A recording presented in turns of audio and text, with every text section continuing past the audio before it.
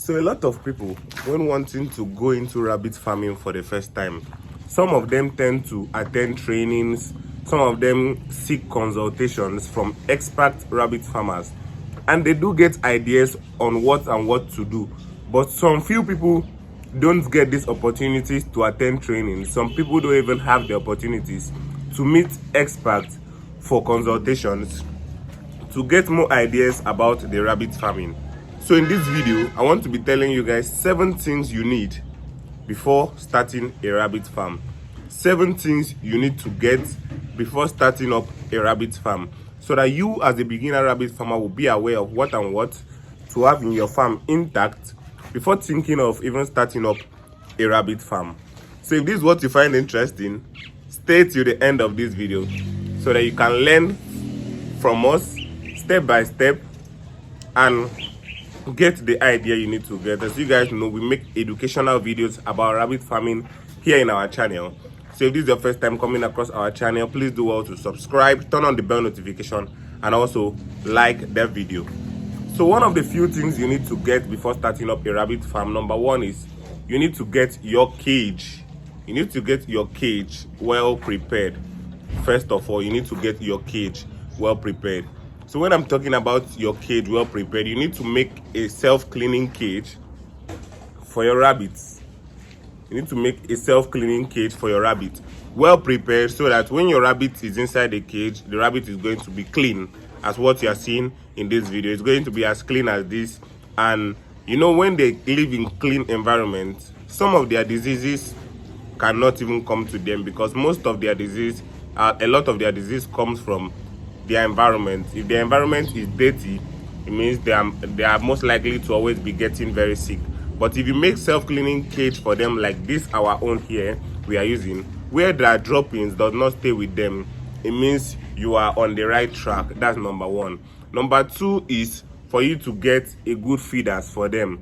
So we have a lot of feeders type for rabbit. We have the J feeder, we have the concrete feeder.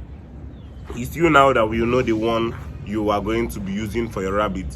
So for me, I prefer the concrete feeder. If you are using this kind of cages I'm using, some of the reasons why I prefer the concrete feeder for this my cage is because of the wire mesh we use at the door. If you want to fix in the J feeders in this kind of wire mesh, the J feeders might spoil it. But if you are using the galvanized cages, if you are using those galvanized cages, they have more stronger mesh, whereby the J feeders can go in freely and it will not get spoiled. The J feeders can go in freely because the mesh they are using there is galvanized and is way stronger than what we are using here in our cages. So another thing also you need to get is good source of green leaves. If you are someone that wants to go into rabbit farming, whether commercial or small scale, you need to get a good source of green leaf. Either you plant around your environment or you source for where you are going to be getting these green leaves from. Green leaves are very, very important to rabbits. You cannot deny them this green leaf, because as you guys know, in the wild they eat a lot of these leaves, and also they eat a lot of dry leaves. But mind you, you should not feed your rabbit too much of green leaf, as this might cause them issue. So this is not the reason for this video. Let's move on. The next thing also you need to put into consideration is where you are going to be getting your feeds from. If you are someone in an area where you can get some of the items to formulate your rabbit feed, I will advise you to formulate your own rabbit feed, because it's way cheaper than getting the already formulated feed or the poultry feed. If you want to go for the poultry feed, as you guys know, the price of poultry feed do increase every blessed time. It's not just poultry feed. The price of livestock feeding increase every time.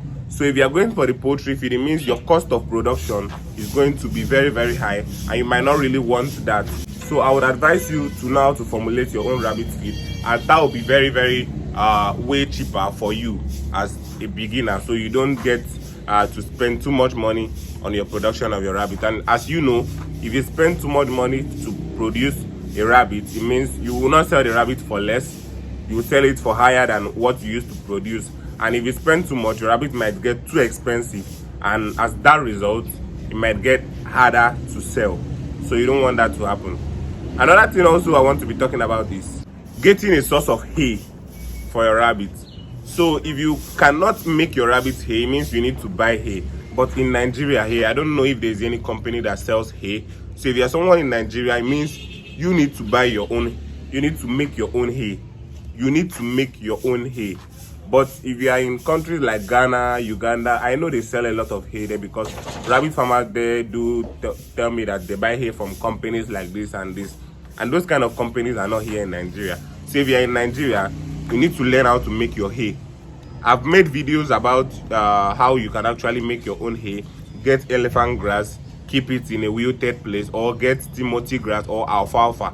Anyone, keep it in a shady place, and after like a week or two, you get your hay ready and start feeding it to your rabbit.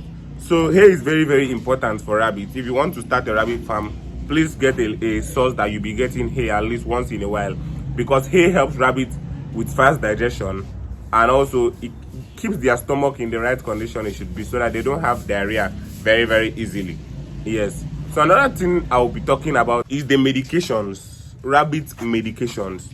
So a lot of farmers who are just starting up, they don't get this medication. They don't buy medications for their rabbit. They just start up, buy rabbits.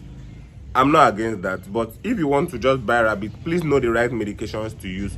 Not that when your rabbit gets sick, till your rabbit gets sick, that's when you'll be running up and down and say, this is what my rabbit is having, this wound in his leg, my rabbit is having this one in his stomach, my rabbit is having this, my rabbit is having that. Get the right medications that you need for your rabbit farm, readily available in your farm. If you say you want to go organic, then when your rabbit has an issue, don't start looking for medications. Look for the organic medications you are going to use, the leaves. And also, don't wait till they get sick when you are doing organic. Make sure you are giving them like preventives, so that they won't actually even catch it, because organic, most cures for organic are really, really slow. Like if you want to use the bitter leaf, most time if the rabbit has diarrhea, it might not be eaten. So if you want to use like bitter leaf when the rabbit already has diarrhea, it will be really, really hard. That's for when you are doing organic. But if you are doing the normal medication, when the rabbit has diarrhea, you can just inject it since the rabbit is not eating. So for those doing organic, you should know all these things before you say it's organic you want to do. But if you don't want to do organic and you want to be using the normal medication, like the injectable medications, it means you need to get them readily available in your farm. Getting this medication readily available in your farm will save you a lot of stress, and also know how to use them. The ivermectin, the antibiotics, the multivitamin, know how to use them, so that when once your rabbit has any issues, you just pick up one medication, you inject, you pick this one, you know how many mil to how many mil you're injecting, and this will save you a lot of cost. So I know I've been able to tell you guys some few things. For those of you guys that are still planning to start, or that have just started, and now giving you guys some bit of little ideas on what you can actually do to improve your farm, and also to make your rabbit farming journey a great success. So if you did like this video, if you enjoyed what I did, if you love what I did, if you learned something from what I just said, please do well to give us a thumbs up, like this video, subscribe to our YouTube channel, and also come on, turn on the notification bell, so that when we post another video just like this, you get notified by YouTube and watch, so that you learn something from it. So thank you once again, guys. Do have a nice day, and until next time, as I always say, peace.